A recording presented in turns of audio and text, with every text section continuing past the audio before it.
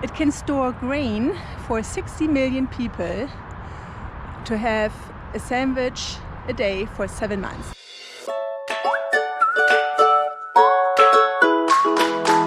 We are here today at Welfare Square. There's a granary here, a thrift store, and also what's called the Bishop's Storehouse. And this is a place where people that don't have enough food to sustain themselves can come to receive assistance, and in return they can give services if possible in these places where food is produced, or they can receive assistance through job training programs, or just help in doing interviews, having people look at their resume and so forth, so that they can hopefully find a job which will allow them to sustain themselves and their family.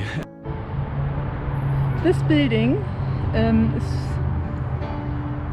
storage for all the grain, and it was built in 1940 in just 8.5 days. They really needed it badly, so a lot of people were working on it, and it took 8.5 days. It can store grain for 60 million people to have a sandwich a day for 7 months. That's amazing, that's a lot of grain. Nowadays, they don't only store grain in there, also pancake mix and things like that.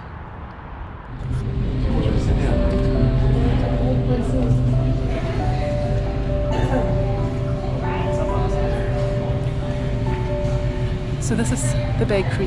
They start baking at 3 a.m. in the morning. So this building right here is Desert Industries. Desert Industries is a thrift store where people can donate clothing, books, furniture and so forth. And the people that work here, they get trained by working here so that they can hopefully find other jobs after they've been trained accordingly. And last year they had about 30% of all the people that went through that program that found other jobs somewhere else.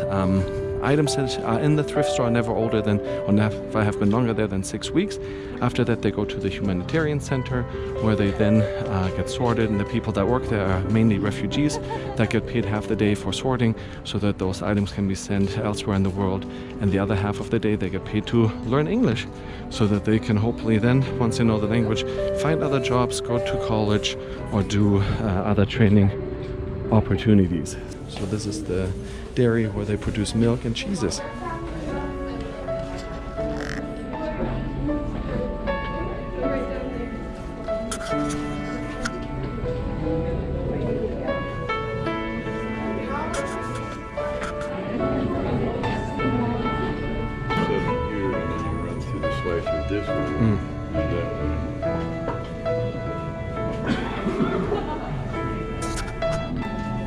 And the cheese is stored for 28 days before it is ripe.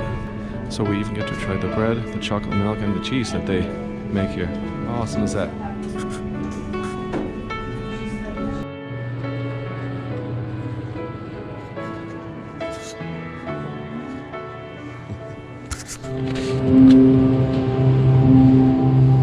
Have you ever wondered how you can help people with personal struggles such as unemployment, addiction, or mental health issues? Or what can be done for those impacted by poverty, hunger, or disasters? Here at Welfare Square, these questions guide our efforts every single day to help people around the world. This is just one of many locations operated by the Church of Jesus Christ of Latter-day Saints. The story of what we do here at Welfare Square and around the world begins with the teachings of Jesus Christ. Jesus taught that we should serve and bless others when he said, "Inasmuch as ye have done it unto the least of these, my brethren, ye have done it unto me." Members of the church have always sought to minister to and care for others. In 1936, during the Great Depression, the church formalized a welfare program to provide more help to more people. Members of the church were given opportunities to work and receive help. Some found work on church-owned farms and in canneries. Others worked in the newly formed Deseret Industries thrift stores. Serving others continues to be a central part of the church.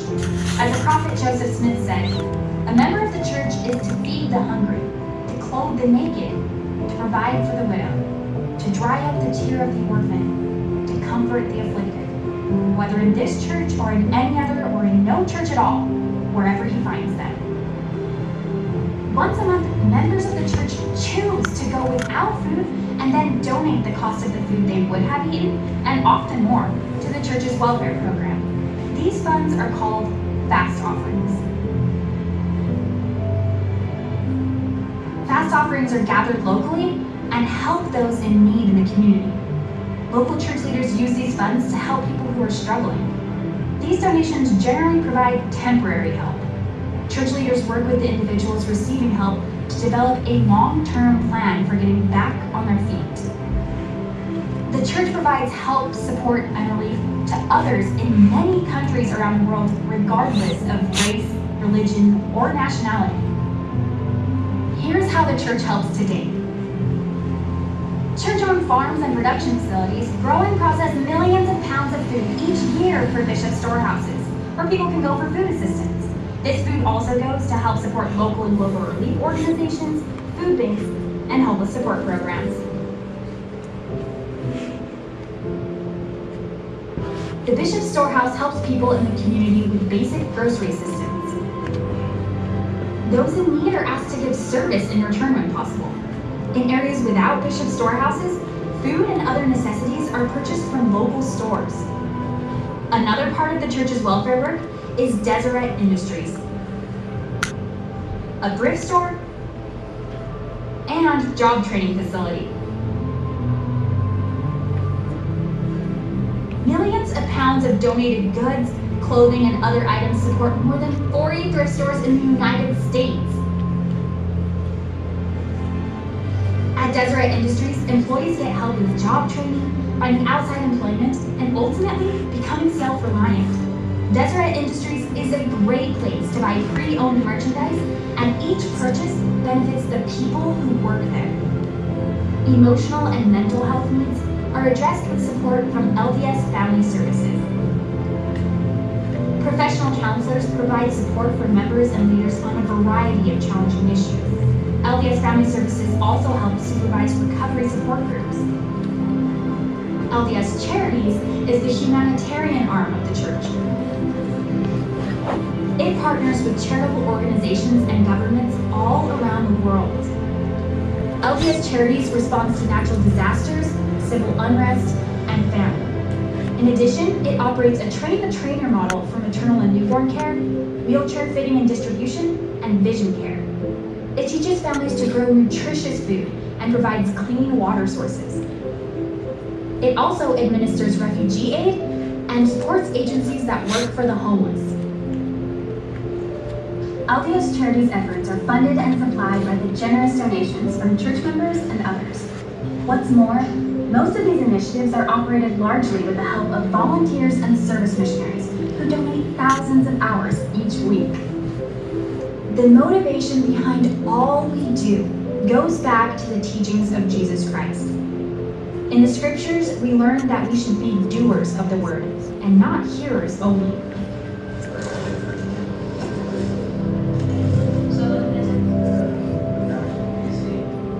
So, what can be done to help those impacted by poverty, disasters, or hunger?